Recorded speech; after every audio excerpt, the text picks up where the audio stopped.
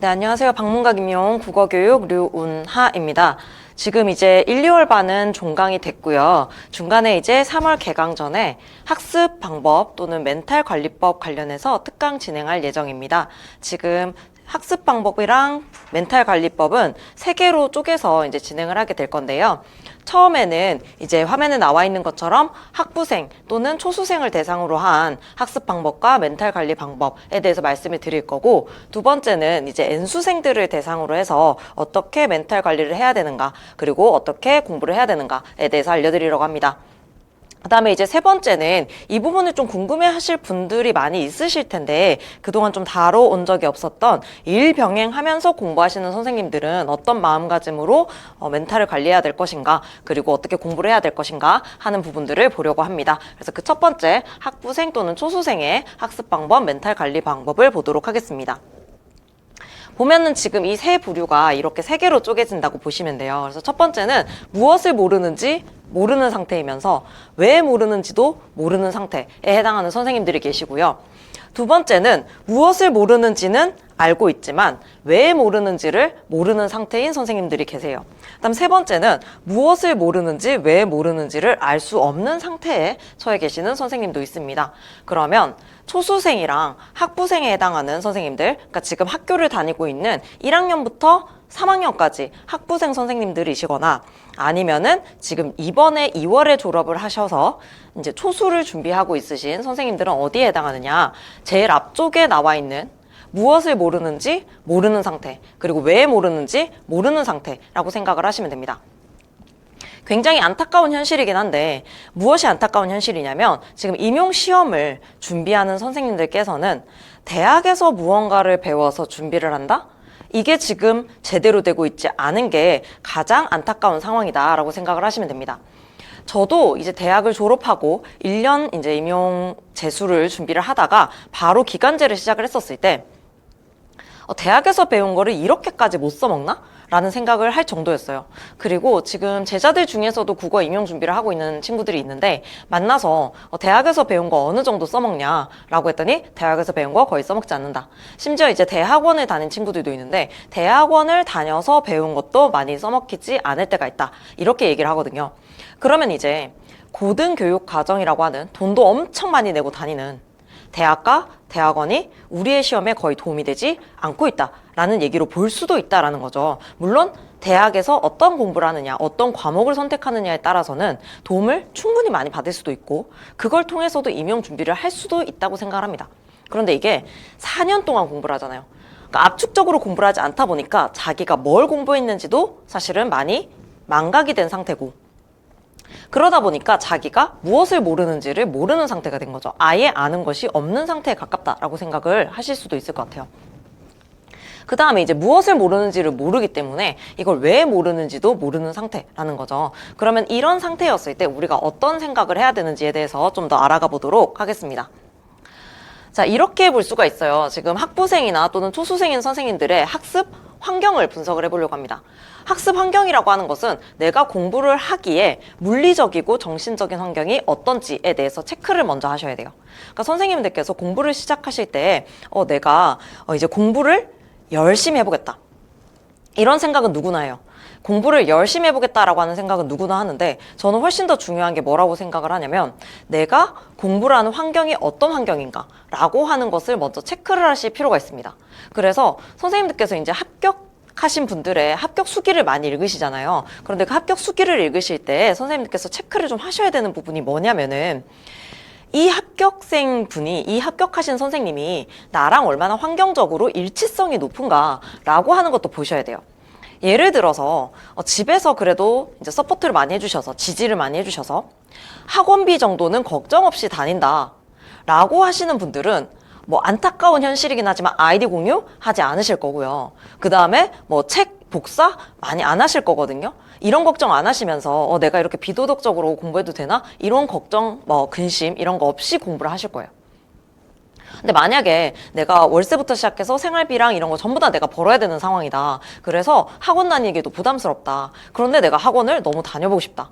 이러면 약간 대안을 마련을 하잖아요. 그런 대안이 이제 아이디 공유라든가 이런 방법으로 나타날 수도는 있다고 생각을 해요.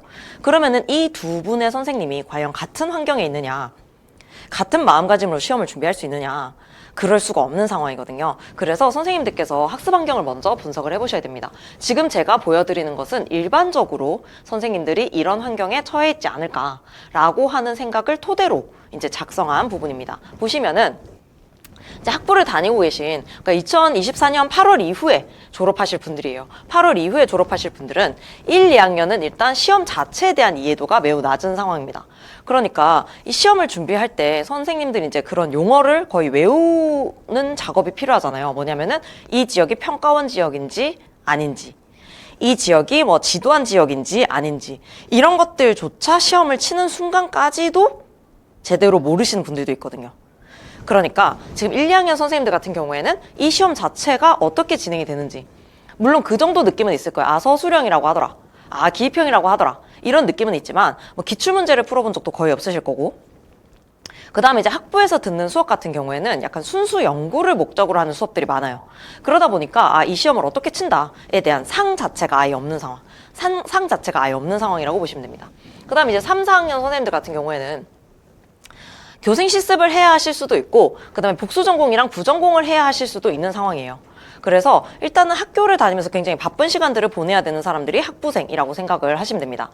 심지어는 이 시험 자체를 어떻게 접근을 하지 못하시는 상태냐면은 취업이라고 하는 내가 직업을 갖는 단계 중에 하나로 이 시험을 접근을 하셔야 되는데, 그런 단계로 접근을 하지 않고 아, 그냥 시간을 보내면은 내가 쳐야 되는 시험, 이렇게 생각을 하실 수도 있다는 거예요.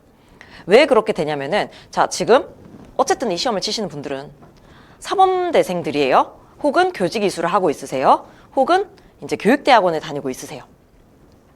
그럼 이런 분들이 어떤 인생의 여정을 겪어오셨을 가능성이 높냐면은, 일단 초등학교 졸업하니까 중학교, 중학교 졸업하니까 고등학교, 고등학교 졸업하니까 대학교, 이렇게 자연스럽게 뭔가 한 번도 거의 미끄러지지 않고 이렇게 쭉 상승을 하시면서 그냥 에스컬레이터처럼 이렇게 올라오셨을 가능성이 높은 분들이거든요. 그러면 이제 내가 만약에 이 졸업 이후, 대학 졸업 이후가 없을 수도 있다. 그러니까 없을 수도 있다라고 하는 게 이제 죽음 이런 것이 아니라 이제 정확하게 정해진 직업이 없을 수도 있다. 이런 막연한 두려움이 있을 수도 있는 상황일 거거든요. 3학년, 4학년 선생님들께서는. 저 또한 그런 과정을 겪었었는데, 그랬을 때 내가 이제 이 시험을 어떻게 대비할 것인가 하면은 시험 자체를 일단 배우셔야 돼요. 이 시험이 어떻게 진행되는 시험인가 라고 하는 것 자체를 좀 공부를 하셔야 된다라고 보시면 됩니다. 자, 이제 초수생 선생님들은 2024년 2월에 졸업하셨거나, 또는 이제 어떤 분들도 초수생에 포함을 할 수 있냐면 2023년 8월에 졸업하셔서 이제 작년에 약간 여기 보이시는 것처럼 관광시험을 치셨을 분들까지 포함을 할 수가 있는 거죠. 물론 2024년 2월에 졸업하신 분들도 작년에 시험은 칠 수 있었을 거니까 그냥 한번 쳐보자 라는 마음으로 가셨을 분들이 있을 것 같아요. 물론 제가 대학 다닐 때 어떤 친구가 있었냐면은 4학년 때 이미 학교 수업을 많이 듣기보다는 노량진에 계속해서 이렇게 나와서 학원 수업을 들어가지고, 이 친구 같은 경우에는 거의 바로 그 다음에 정도에 붙었어요. 합격을 한 친구를 봤었거든요. 그런 경우도 있기는 하지만 대부분의 선생님들은 이제 4학년 되실 때까지 좀 공부를 하지 않으신 상태로 이제 관광시험을 치셨을 가능성이 높은 거죠. 그런데 이분들의 특징은 뭐냐면은 2025년에 발령을 받고 싶다는 마음이 가장 강렬한 상태예요. 왜 이게 가능하냐면은 한 번도 실패를 겪어보지 않은 가능성이 있다라는 거죠. 않았을 가능성이 있어요. 그러니까 아까 말했던 것처럼 초등학교, 중학교, 고등학교, 대학교 이렇게 오신 다음에 거의 한 번도 실패하지 않은 상태에서 이 시험을 치는 거예요. 그러면 마음속에 어떤 생각이 드느냐라고 하는 것은 뒤쪽에서 보실 겁니다. 이렇게 그냥 에스컬레이터로 오신 분들은 내가 실패할 것이다 라는 생각을 잘 하지 않으세요. 그러다 보니까 2025년에는 발령을 내가 반드시 받겠다라고 하는 이 마음이 그 어떤 해보다 가장 강렬할 것이다 라고 생각을 하시면 됩니다. 그러니까 매우 건강하게 강렬해요. 그러니까 저 같은 경우에는 한 8년 정도 시험을 쳤잖아요. 8년 정도 시험을 쳤는데, 물론 기간제 생활하면서 쳤기 때문에 그냥 가서 친 애가 더 많았다라고 생각을 하긴 하지만, 이게 뭔가 이제 너무 지친다, 이게 너무 이런 뭔가 차별을 당한다는 느낌이 내가 기간제여서인가? 이런 마음이 계속 지치니까 꼭 합격을 하고 싶다. 이런 강렬한 열망이 생겼지만 이것은 제가 느끼기에는 그렇게까지 막 건강한 상태의 강렬함은 아니었어요. 근데 이 초수생 선생님들은 엄청 발랄하고 명랑하고 유쾌하게 내가 합격하고 싶다 이런 마음을 딱 가지고 계신 분들일 가능성이 높거든요. 그래서 가장 건강한 상태에서 가장 강렬한 마음을 가지고 있는 시기일 것이다. 그럼 이제 전체적으로 봤을 때 어떤 학습 환경에 처해 있느냐. 시험을 준비한 기간이 일단 길지 않으세요. 시험을 준비한 기간이 일단 길지 않아서 아직까지는 몸과 마음이 건강하신 상태입니다.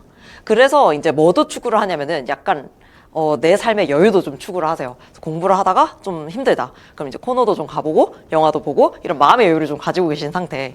그 다음에 이제 경제적인 여유가 조금은 있는 상태입니다. 어쨌든 대학 졸업 직후 또는 졸업하기 전이기 때문에 요즘은 이제 청소년기가 훨씬 길어졌다고 하죠. 청소년기가 24살, 25살 이때까지도 청소년기로 본다라고 하는데 집에서 좀 지지를 해주실 가능성이 있는 상황인 거예요. 그래도 졸업하고 1, 2년까지는 그래도 우리가 좀 투자를 할 테니까 시험 준비를 해봐라 이런 얘기를 할 수 있는 시기라고 저는 생각을 합니다. 그러다 보니까 약간 경제적인 여유가 있는 상태다. 그리고 시험 준비에 몰입하기가 쉽지가 않아요. 몰입하기 쉽지 않은 이유가 학부생 같은 경우에는 이제 과제도 있고 시험도 있고 사실 제가 저는 사이버대도 다니고 있거든요. 지금 휴학한 지가 엄청 오래되긴 했는데 사이버대도 일하면서 다녔었어요. 그러면 문제는 뭐냐면은 내가 일도 해야 되는데 사이버대 시험도 쳐야 돼. 그리고 과제도 해야 돼. 수업도 들어야 돼. 이런 상태였거든요. 이게 뭐냐면은 이제 학부생 선생님들께서 시험도 치고 과제도 하고 수업도 들어야 되는데 시험 공부도 해야 돼. 이런 상태라는 거죠. 그래서 몰입하기가 매우 쉽지가 않아요. 또 이제 학교를 다니고 있다 보니까 사람들을 많이 만나게 되잖아요. 사람을 많이 만나는 것은 이 시험에서 그렇게까지 좋은 상황은 아닙니다. 약간 본인 나름으로 공부를 하고 치밀하게 뭔가를 짜고 이런 시간이 필요한데 사람을 많이 만나다 보면은 이게 어울릴 시간이 생각보다 많이 늘어나거든요. 그래서 시험 준비에 몰입하기 쉽지가 않다. 그 다음 다른 일을 할 수 있는지에 대한 호기심이 있는 편이십니다. 이거는 무슨 얘기인지 설명을 해드릴게요. 이 시험을 오래 가지고 가시면 안 됩니다, 선생님들. 이 시험을 오래 가지고 가시면 안 돼요. 만약에 지금 오래 공부하고 계신 분들이 있으시다면은 일단 직강을 오시든 상담을 받고 싶으시든 어쨌든 제 수업을 안 들으셔도 되니까 마음을 달래러 좀 나오셔야 되겠다 이런 생각을 합니다. 왜냐면은 이 선생님들께서 계속해서 시험을 실패는 아니에요. 합격하지 않았음이에요. 합격하지 않았음인데 이게 실패처럼 느껴지거든요. 근데 이게 반복이 되는데 이게 나의 잘못으로 이렇게 되고 있는가에 대해서 의문이 어느 순간 들어요. 내가 뭘 잘못했는데? 이런 생각이 들거든요. 그래서 약간 부정적인 감정들이 쌓여요. 그런데 이 시험을 왜 오래 가져가시면은 안 좋냐면은 가장 안 좋은 점은 다른 직업에 대한 가능성 탐색을 하지 않게 됩니다. 특히 사범대생들은 사범대를 제가 어쨌든 다녀봤잖아요. 그 사범대생들은 막연하게나마 내가 4학년 때 졸업하고 나서 임용시험을 칠 거야 라는 계획을 50% 이상 가지고 있어요. 그러면서 학교를 다니면서 다른 친구들은 뭐 인턴하고 뭐 그다음에 자격증 따고 그다음에 영어하고 이렇게 열심히 보내고 있는 시기를 약간 사범대생들은 어떻게 보내냐면은 교양 도서 읽고 그다음에 교육 공부 많이 하고 교육 관련 다큐멘터리 보고 이렇게 객관적인 어떤 수치화되는 스펙을 쌓을 기회가 많지가 않아요. 막연하게 내가 이 시험을 칠 거다라고 생각하기 때문에. 근데 이 시험에 진입을 해버리잖아요. 그러면은 그런 스펙을 더 쌓을 수 있느냐? 못 쌓아요. 왜냐면 이 시험 공부를 계속해야 될 거다라는 생각을 하기 때문에 스펙 쌓기를 전혀 할 수가 없어요. 그러면 일단 25살, 26살 이렇게 졸업 직후에는 그래도 뭐가 있냐면은 젊다라고 하는, 어리다라고 하는 패기가 있고 그리고 아직 도전할 수 있다 이런 생각이 들어요. 근데 이 시험이 계속해서 반복해서 가다가 제가 몇 년에 합격했냐면 제가 30대 들어서 합격을 했거든요. 그때쯤 되면은 이 일 말고 내가 다른 거를 할 수 없는 건 아닌가? 이런 생각을 막 가지게 돼요. 그러다 보니까 이 시험을 오래 가지고 가시면 안 된다. 그래서 지금 초수생이나 학부생인 선생님들께서는 최단기간에 이 시험을 합격해야 되겠다라는 생각은 하셔야 돼요. 그런데 여기에서 다른 일을 할 수 있을지에 대한 호기심이 있는 편이다라고 하는 것은 이 시험을 일단 쳐보지를 않았고 여러 번 거듭해보지 않았기 때문에 다른 직업에 대한 가능성을 어느 정도는 가지고 있으세요. 그래서 본인 스스로 내가 이 직업을 정말 간절히 원하는가에 대해서 가장 깊이 생각을 해야 되는 지점이기도 합니다. 깊이 생각해 봤는데 내가 이 시험을, 이 직업을 그렇게까지 간절히 원하지 않아 라는 생각이 조금이라도 드신다면은 차라리 지금 다른 도전을 해보세요. 차라리 지금 다른 도전을 해보신 다음에 그 도전을 했는데도 불구하고 뭔가 이렇게 목에 딱 걸린 것처럼 내가 그래도 선생님을 하고 싶어. 나중에 그만둔 안에 있더라도 하고 싶어. 이런 생각이 들면은 도전을 하셔야 되는 거예요. 그래서 요 시기가 지금 이런 상태, 학습 환경에 처해 있다라고 보시면 됩니다. 그럼 이제 두 번째로 분석해 볼 건 뭐냐면은 선생님들의 학습 상황이에요. 어느 정도로 학습이 되어 있는가를 분석을 해보셔야 되거든요. 그러니까 학습 환경도 분석해 보셔야 되고 학습 상황도 분석해 보셔야 돼요. 이런 두 가지를 분석을 해보셔야 되는데, 자 보시면은 여기 학부생 선생님들은 1, 2학년 전공 과목 거의 안 들으셨어요. 1학년 때는 이미 교양만 들으셨죠. 그 다음에 2학년 올라오면서 이제 뭐부터 들으실 거냐면은 전공 필수부터 들으실 거거든요. 전필부터 듣게 되실 겁니다. 그런데 전필은 보통 약간 개론의 느낌이 있기 때문에 아주 어렵지가 않아요. 그러니까 이게 얼마나 험난한 산인지 이런 것들을 잘 모르는 상태라고 보시면 되죠. 3, 4학년 선생님들께서는 전공 과목을 듣긴 들으셨어요. 이제 전필이랑 이제 전공 선택이나 이런 거를 다 들으셨는데 문제는 뭐냐면 지금 적혀 있는 거예요. 전공 과목을 선택적으로 수강을 하신 거죠. 특히 이제 전공 필수 같은 경우에는 다 들어야 되는 거기 때문에 듣지만 전공 선택 같은 경우에는 자기가 원하는 과목을 선택해서 그냥 학점을 채우면 되는 거잖아요. 그러다 보니까 약간 과목 편식이 있을 수 있습니다. 문학만 들으셨거나 아니면은 문법만 들으셨거나 이런 과목 편식이 있을 수가 있어요. 그러면 이 시험은 종합적으로 모든 것을 다 알아야 되기 때문에 전공 필수에서 들은 얕은 지식 그리고 일부 전공 선택을 통해서 얻은 뭔가 순수 학문 추구적인 지식 가지고는 칠 수 있는 시험이 아니라는 얘기예요. 그러다 보니까 대학만으로는 부족한 시험이 이 시험이다 라고 생각을 하시면 됩니다. 대학교 때 물론 좋은 커리큘럼이 있을 수도 있어요. 그런데 저는 개인적으로 교수님들 수업 너무 재밌었거든요. 저는 공부하는 거 자체를 좀 좋아해서 너무너무 재밌었는데 문제는 뭐냐면 너무 재밌고 끝이에요. 너무 재밌고 이게 안 외웠어. 너무 재밌고 하나도 외우지 않아가지고 이거를 시험 칠 때는 거의 써먹지를 못했어요. 그래서 만약에 본인이 지금 학교, 대학을 다니면서 이 대학 수업만으로 시험을 치겠다라고 한다면은 좀 더 그 수업 시간에 배우는 걸 거의 다 외워놓겠다. 라고 하는 내가 그냥 A4를 다 찍고 다 외우겠다 이런 생각으로 좀 접근을 하시면은 한 50%는 쌓아서 나올 수 있다. 100은 못 쌓아요. 50 정도는 쌓아서 나올 수 있다. 그러면 이제 여기 초수생 선생님들은 어떻게 되어 있느냐? 자, 전공 과목을 선택적으로 수강을 하셨고 이것까지는 3, 4학년이랑 동일하죠. 대면이나 비대면 강의를 통해 일부 시험용 학습을 접한 상황입니다. 이 일부 시험용 학습은 뭐냐면은 뭐 이런 인강이죠. 노량진 수업을 조금 들었다. 노량진 수업 조금 맛보기 했다. 이런 생각을 하시면 될 것 같아요. 그래서 아래 보시면은 제대로 공부한 적이 거의 없기 때문에 처음부터 공부하면 된다고 판단하시면 됩니다. 이게 차라리 좋아요. 차라리 아예 그냥 백지인 게 낫습니다. 오히려 여기 지금 조금 맛보기 하신 선생님들 있죠. 조금 맛보기 하신 분들은 어떤 생각을 막 가지고 있으실 수 있냐면 그래도 내가 거의 다 아는 것 같은데? 이런 생각을 가지시면은 오래 가세요. 내가 그래도 좀 어느 정도 다 아는 것 같은데? 라고 하면서 올해는 자습으로 해보면 될 것 같은데? 오래 가져가실 수도 있어요. 차라리 어떤 마음이면 되냐면 내가 오래 공부를 혼자 하겠다. 그런데 나는 제대로 알지 못한다. 이런 마음가짐이면 오히려 개론서 꼼꼼하게 읽고 합격하실 수도 있어요. 제가 지금 학원 강의를 무조건 들으라는 얘기가 아니에요. 마음가짐의 문제라는 거예요. 마음가짐이 내가 그래도 어느 정도 다 아는 것 같은데? 라고 생각하시는 순간 올 한 해 농사가 좀 잘못될 수 있다. 뭐라고 생각해야 되느냐? 여기 지금 초수생, 학부생 선생님인데 나 아무것도 모른다. 나 처음부터 그냥 듣는 거 다 외우겠다. 아는 것도 다시 한번 외우겠다. 이렇게 생각을 하셔야 올해 농사를 잘 짓는 거예요. 두 번째 보시면은 공부가 충분히 되어 있지 않은 상황이지만 어디서부터 제대로 안 되어 있는지 파악이 되지 않는 편입니다. 이게 왜 그러냐면 지금 어쨌든 국어 국문과든 아니면은 국어 교육학과든 국어를 좋아하셔서 이런 학과를 선택을 하시는 거거든요.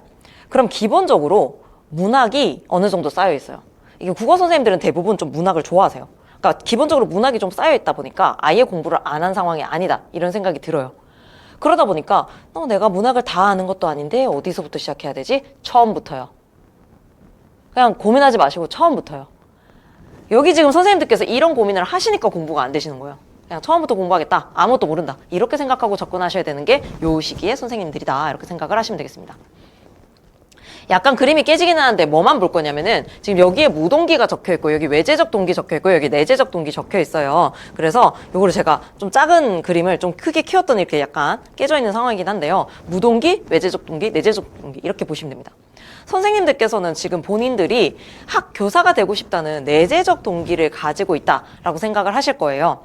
그런데 그게 내재적 동기가 맞는지도 확실히 해야 되지만 제가 지금 이걸 가져온 이유는 본인들이 공부를 한다라고 하는 행위에 대해서 내재적 동기가 있느냐라는 거죠.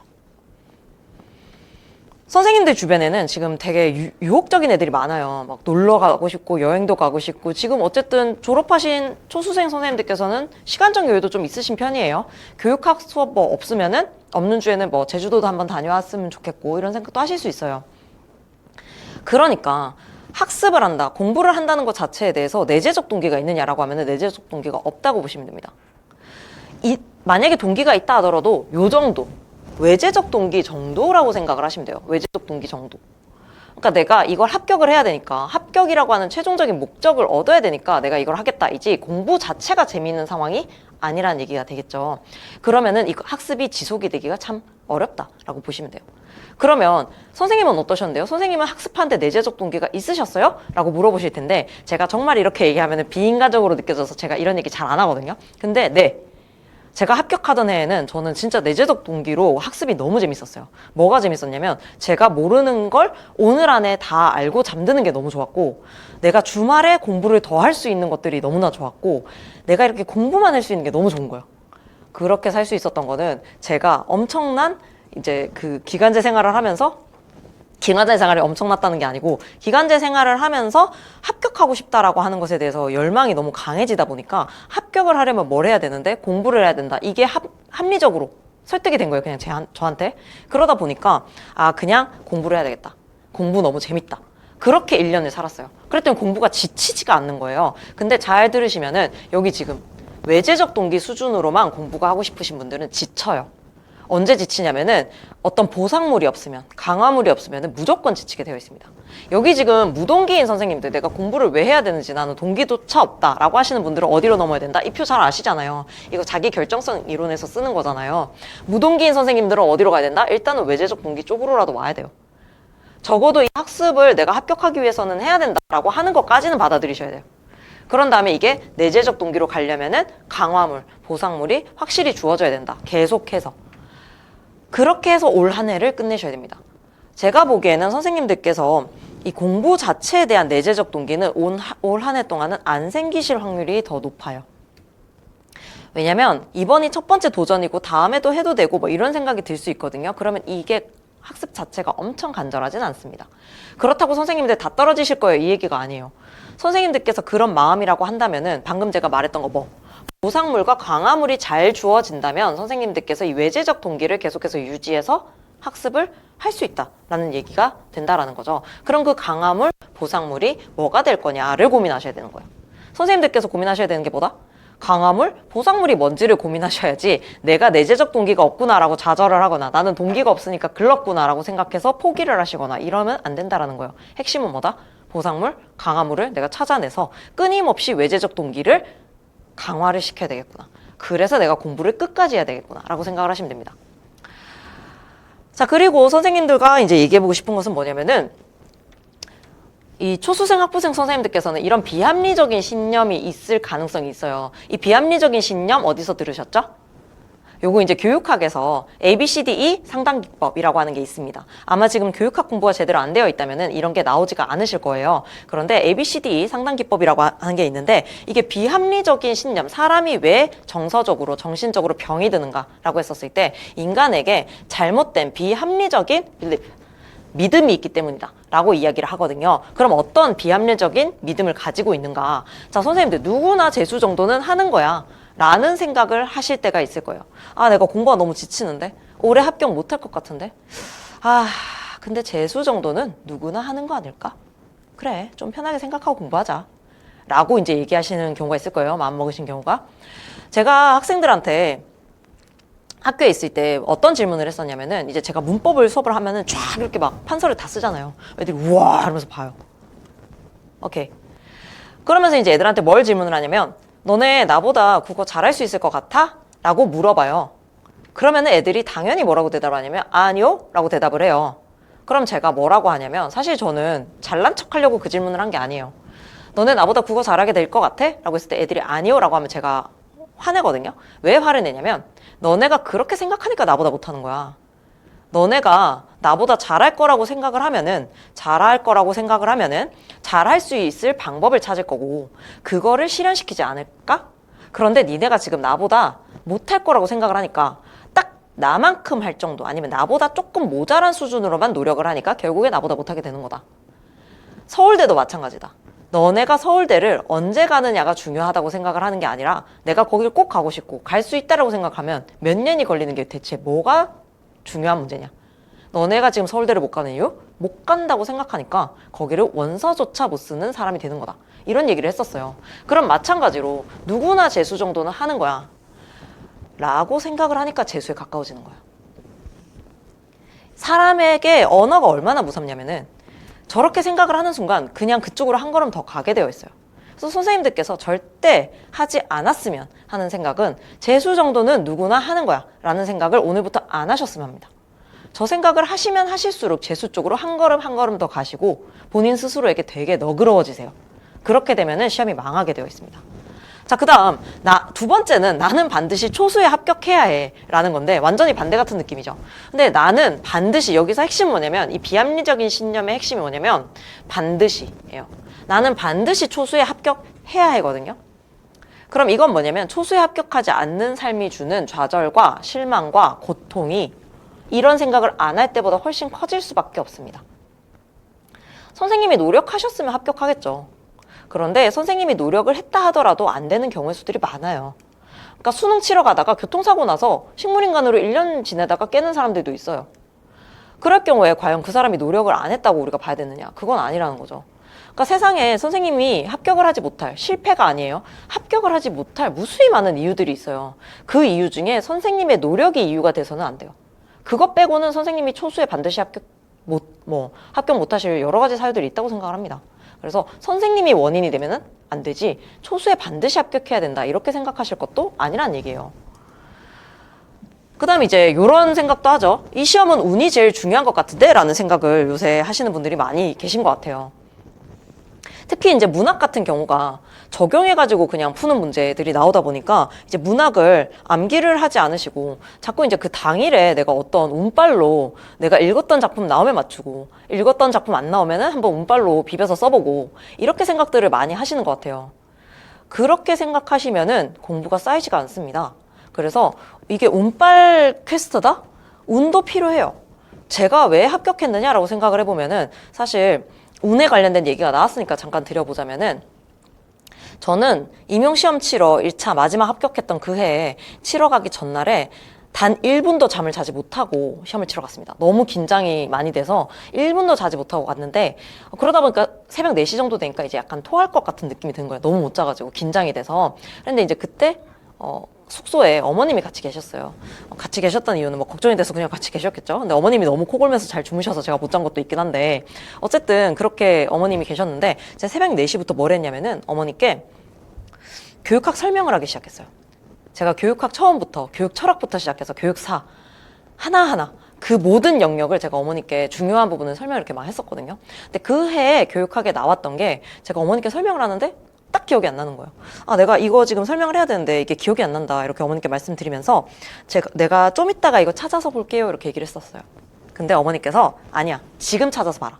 이렇게 얘기를 해가지고 그때 딱 찾아봤는데 그게 딱 출제가 됐었거든요. 그래서 딱 그 해에 교육학을 엄청 잘 썼냐면 아니요. 한 15점 나왔는데 그래도 그걸 안 봤으면 더 낮게 나왔을 것 같다라는 생각을 해요. 이 시험은 운이 제일 중요한 것 같은데 아니에요. 운이 영향을 미치는 시험은 맞습니다. 운이 어쨌든 영향을 미치는 시험은 맞는데 운이 제일 중요한 시험은 아니에요. 어쨌든 선생님이 어떤 문제를 받든 이게 1 더하기 1은 2다 라는 느낌으로 쉽게 느껴진다면 모든 답을 잘 쓸 수가 있어요. 그래서 선생님들께서 이 비합리적인 신념 3개를 버리셔야 돼요. 첫 번째는 재수 정도는 누구나 한다 라고 생각하면 재수하게 된다. 재수를 안 한다 하더라도 뭐 합격할 수도 있겠지만 재수에 훨씬 더 가까워진다. 두 번째, 나는 반드시 초수에 합격을 해야 된다? 아닙니다. 선생님이 초수에 합격 못할 이유는 너무나 많아요. 그 모든 것들을 본인이 통제하려고 하면 괴로워져요. 왜냐면 하나라도 통제에서 벗어나는 순간 굉장히 불행해지거든요. 일부러 불행해지실 필요는 없어요. 세 번째, 이 시험은 운이 제일 영향을 많이 미치는 시험인 것 같은데 아닙니다. 운의 영향은 있겠지만 그게 결정적 요인은 아니에요. 이 운을 이겨낼 정도로 공부를 하셔야 되는 거예요. 그래서 저는 시험 치러 갈 때 이제 생각을 어떻게 했냐면은 내가 전날에 술을 아무리 진탕 먹고 가더라도 문제를 다 풀 수 있을 정도로 공부를 해서 가자. 이 정도였어요. 제가 통제할 수 있는 수준은 그거였거든요. 그래서 운이 영향을 미치는 걸 최소화하겠다라고 생각을 했습니다. 그래서 이런 비합리적인 신념을 버리셔야 돼요. 그럼 올해는 선생님들이 어떻게 지내셔야 되냐면은 시험을 위한 공부에 기초 공사를 해 두셔야 됩니다. 기초 공사를. 이 기초 공사가 너무나 잘 돼서 마침 내가 한 해 만에 합격을 했다. 이러면 너무 좋을 거예요. 그런데 만약에 그게 아니라 하더라도 내년에 다시 도전을 하려면 이 기초 공사는 언제든 한 번은 해야 되는 상황입니다. 그래서 언제든 한 번 할 기초 공사를 한번 해보죠. 그래서 처음 접하는 자료들이 너무나 많을 거예요. 그거를 스스로 읽어낼 수 있는 역량은 부족한 게 맞습니다. 이게 본인들의 현 상태예요. 그러면은 개론서 문해력과 교육과정 문해력을 모두 길러가야 하는 시기입니다. 올해 이 역량을, 그러니까 그 글들, 줄글들을 어떻게 읽느냐를 배워가시면은 내년에 잘 할 수도 있어요. 이게 올해 엄청 탄탄하게 되면은 올해 잘 되실 수도 있고요. 어쨌든 이거는 배우셔야 돼요. 근데 누구한테 배우실 수가 있냐면은 이 시기만큼은 전문성을 갖춘 강사의 도움을 받는 것이 가장 효과적인 시기입니다. 제 수업이 아니어도 좋아요, 선생님들. 제 수업이 아니어도 좋으니까 정말 선생님들, 여러분의 선생님들, 강사분들 강의를 들으시면서, 맛보기 강의를 들으시면서 정말 처음부터 끝까지 그분을 믿고 그냥 쭉 가셔야 돼요. 의심을 하시지 말고 쭉 가셔야 돼요. 중간에 이 강사 별론데? 그런 생각을 안 할 정도로 맛보기 강의를 꼼꼼하게 보시면서 검증을 하세요, 선생님들. 왜 이렇게 본인이 1년 동안 같이 함께 가야 되는 사람을 검증하는데 게으름을 부리고 이러실 틈이 없어요, 선생님들. 그래서 제 수업 꼭 들으라는 거 아닙니다. 선생님들 마음에 드시는 강사분 고르셔가지고 그분의 도움을 올 1년 동안 받으시면서 개론서 어떻게 읽는지, 교육과정 어떻게 읽는지, 기출문제 어떻게 봐야 되는지 이런 방법을 다 배우셔야 돼요. 그걸 배우는 게 올해 꼭 해야 되는 일이다 라고 생각을 하시면 됩니다. 그래서 올해의 목표는 이걸로 잡으셔야 돼요. 한 해를 온전히 살아남자. 요걸로 잡으셔야 됩니다. 내가 뭐 엄청나게 올해 합격할 거다. 뭐 이런 계획을 세우실 필요가 없다는 거예요. 그냥 나는 살아남자. 한 해 살아남자. 그래서 최근 공부를 오래 하지 않은 예비 선생님들 합격 사례가 늘어나고 있죠. 그러다 보니까 이게 좀 쉬운 시험이 아닌가? 그리고 오래 공부하신 분들이 그런 초수 합격 뭐 하시는 분들, 현역 합격하시는 분들 보면서 좀 많이 좌절하신다고도 들었어요. 그런데 이 중등교원 임용시험은 절대평가 시험이 아닙니다. 상대평가 시험이에요. 그리고 절대로 쉬운 시험도 아닙니다. 그래서 이렇게 공부를 오래 하지 않은 예비 선생님들이 합격하는 게 그렇게 절대 다수가 나올 수가 없는 시험이라는 것을 꼭 기억을 해주시면 좋겠습니다. 그리고 제가 장담 드릴 수 있는데 저렇게 공부 오래 안 하시고 합격하시는 분들은 고생을 어쨌든 고생 총량은 똑같아요. 그럼 어디 가서 고생하느냐? 학교 가서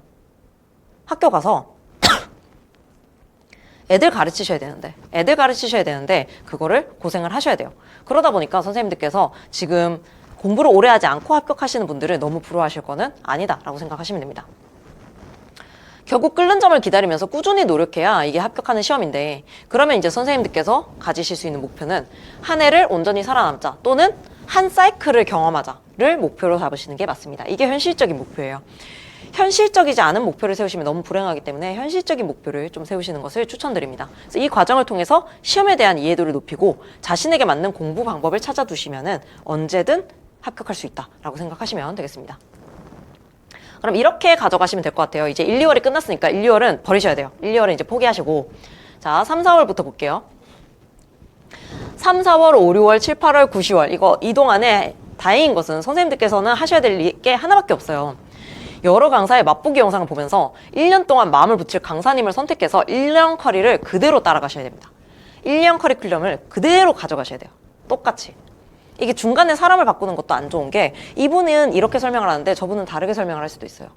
그러면 이게 또 헷갈리거든요. 그럼 불안해져요. 불안도를 낮추려면은 일단 약간 이게 종교처럼 한 사람을 믿고 따라가시는 게 필요합니다. 이게 발화자에 대한 애정은 학습 내용에 대한 애정에 영향을 미칠 수 있다라고 하는 게 화법 교육론에 나와요. 화법 이론에 나오는데, 만약에 선생님들께서 저를 좋아하시잖아요. 그럼 제가 하는 모든 얘기가 되게 귀하게 느껴져서 모든 내용의 학습이 훨씬 더 잘 되게 되어 있습니다. 제가 학교에서 학생들 가르칠 때에도 스승연회를 받는 편지에 뭐라고 애들이 많이 적어주냐면 선생님 덕분에 국어가 되게 재미있어졌다. 그래서 국어를 열심히 하게 됐다. 이런 얘기를 애들이 많이 써주거든요. 그게 이제 교수자를 얼마나 사랑하느냐에 따라서 성적이 달라질 수 있다는 얘기예요. 그래서 선생님들께는 지금 약간 맹목적인 사랑을 할 대상이 필요하긴 해요. 그래서 초수생이나 학부생 선생님들께서는 그렇게 약간 맹목적으로 믿고 따라갈 만한 믿음직한 강사 한 분을 고르시는 게 가장 중요합니다. 그리고 이제 상반기는 문해력을 높이고 기출문제에 스트레스 안 받는 수준을 만드셔야 되고, 하반기에는 문해력을 이제 정교화시키면서 모의고사 문제의 작성 조건을 익혀 나가셔야 됩니다. 그러니까 기출문제를 6월까지 끝내셔야 되고, 그 이후에는 이제 모의고사를 치셔야 되는데, 아래쪽을 잘 읽어주세요. 아래쪽을 잘 읽어주세요. 만약에 학습에 대한 불안도가 낮아지지 않으신다면, 하반기에도 내가 아는 게 많지가 않은 것 같아 라고 불안하시다면은 모의고사로 넘어가시기보다는 상반기 학습 내용을 1회 더 반복하시는 게 훨씬 더 낫습니다. 상반기에 기출문제 보셨던 거, 그 다음에 문해력 다졌던 거, 개론서 봤던 거, 이거 한 번 더 보시는 게 하반기에 훨씬 더 도움이 되지, 어영부영 모의고사로 들어가셔서 내가 모르는 게 이렇게 많다라고 하는 거 스트레스 받으시면 안 된다라는 얘기예요. 그래서 이렇게 상반기 계획과 하반기 계획을 나누셔서 생각하시되, 하반기에 뭐가 떨어지지 않으면은, 학습에 대한 불안도가 떨어지지 않는다면은, 그러니까 본인 마음에 대해서도 좀 잘 챙기셔야 돼요. 본인이 불안한지 안 불안한지 이것도 모르겠다라고 하시면은, 제가 계속 재수업 안 들어도 된다고 말씀은 드리지만 재수업 진짜 안 들어도 되니까 저한테 오세요. 와서 내가 지금 학습 불안이 있는지 없는지 테스트 좀 해달라고 하세요. 그럼 이제 조금 얘기해 보면은 이게 불안한지 안 불안한지 느낌이 오거든요. 그러면 이제 선생님 이거 상반기 거 그냥 계속 하셔야 될 것 같다. 아니면 이제 하반기 새로 가셔도 되니까, 본인 불안한 상태 아니니까. 이게 그런 선생님들도 있어요. 본인이 불안한 상태가 아닌데 불안하다고 생각하시는 분들이 있어요. 그러면 이제 또 그건 얘기해줘야 되거든요. 본인 불안한 상태 아니다. 너무 평온한 상태다. 그러니까 좀 제발 믿고 모의고사 계속 하시면 좋을 것 같다. 이렇게 돼야 될 수도 있거든요. 그래서 선생님 스스로에 대해서 좀 관심을 가지시고 하반기에 내 상태가 어떤가에 대해서 조금 진단을 하신 다음에 진입을 하셨으면 좋겠습니다. 이게 이제 ABCD 이론이에요. 보시면은, 자, 어떤 사건이 일어났을 때 이것에 대해서 비합리적인 신념이 있을 경우에는 심리적인 문제가 발생을 합니다. 이게 정서적인 문제가 발생을 해요. 그러면 이것을 어떻게 해야 되느냐? 논박을 해야 돼요. 이게 진짜로 내가 이 믿음을 계속 가져가도 되느냐 안 되느냐를 논박을 한 다음에 이것을 합리적인 신념으로 바꿔야 됩니다. 합리적인 신념으로 바꾸게 될 경우에는 효과가 있어요. 그래서 그 효과를 가지고 합리적인 신념을 계속해서 이어가져 갈 수가 있다. 이렇게 보시면 되겠습니다. 이게 ABCD 이론이에요. 그러니까 선생님들께서 주의하셔야 될 것은 비합리적인 믿음을 가지고 있으시면 안 된다라는 거예요. 이 시험을 정확하게 이해를 안 하셨기 때문에, 못하고 계시기 때문에 비합리적인 신념이 있을 가능성이 높다. 그 비합리적인 신념 뭐다? 3가지 제가 알려드렸죠. 첫 번째는 재수 정도는 누구나 한다. 두 번째는 반드시 초수에 합격해야 되겠다. 세 번째는 운이 가장 작용을 많이 한다. 이런 3가지 비합리적인 신념을 가지고 있으면은 잘못된 결과가 나올 수밖에 없습니다. 그 잘못된 결과는 불합격이 잘못된 결과가 아니라 막연하게 합격할 거라는 믿음인 거죠. 막연하게 합격할 거라고 믿었기 때문에 막연하게 떨어지시는 겁니다. 냉정하게 말하면 그래요. 그래서 이유도 몰라요. 내가 왜 떨어졌는지 이유도 모르고, 막연하게 합격할 거라고 생각했기 때문에 막연하게 공부를 열심히 안 하셨겠죠? 그러면 이제 뭘 모르는지 모르는 상태. 내가 N수로 넘어가고 있는데 초수나 학부 때랑 똑같아. 그런 문제가 생겨요. 적어도 N수생들은 뭐는 알아야 되냐면, 내가 무엇을 모르는지는 알고 근데 왜 모르는지는 모르고, 이런 상태까지는 가셔야 되는 거예요. 그래서 이런 비합리적인 신념을 가지고 계시면 안 된다. 올해 그래서 목표는 2가지 정도겠네요. 첫 번째는 비합리적인 신념 가지지 말기. 두 번째는 나의 마음에 딱 맞는 강사 선생님 골라서 1년 커리 타기라고 생각을 하시면 됩니다. 합격은 누구나 하고 싶어요. 선생님들만 합격하고 싶은 거 아니에요. 합격은 누구나 하고 싶은데 한 해를 잘 보내서 합격한다면 너무 좋은 거예요. 근데 한 해를 잘 보냈는데도 합격을 못 하실 수도 있어요. 그런데 그때에 내가 노력을 하지 않았다, 그래서 떨어졌다, 이렇게 되면 자기 스스로를 미워하실 수밖에 없어요. 그래서 올 한 해 정말 잘 보내셔서 선생님들께 좋은 결과가 있으면은 그 무엇보다 기쁠 것 같고, 만약에 좋지 않은 결과가 있다 하더라도 다시 시작할 수 있는 힘이 샘솟는, 왜냐? 내가 잘못한 건 없으니까. 내가 잘못한 건 없으니까라는 확신을 가져가시는 시기로 보내셨으면 합니다. 그래서 여기까지가 지금 초수생, 학부생 선생님들께서 어떻게 공부해야 되고 어떻게 멘탈 관리를 해야 되는지에 대한 얘기였어요. 그래서 1년 동안 어떻게 공부를 하셔야 되는지는 굉장히 심플하게 알려드렸고, 그다음 멘탈은 어떻게 관리해야 되느냐? 비합리적인 신념 가지지 마셔라. 그리고 본인 스스로에 대해서 관심을 가지고 상반기랑 하반기에 정서적인 상태를 살펴서 공부 스케줄을 새로 짜셔라. 이런 얘기를 해드렸습니다. 그래서 선생님들 강의실에서 만나뵐 수 있으면 더 좋을 것 같고요. 만약에 만나뵙지 못한다 하더라도 오늘 드린 이런 말들 꼭 기억하셔가지고 건강하게 수험생활 마무리하셨으면 좋겠습니다. 감사합니다.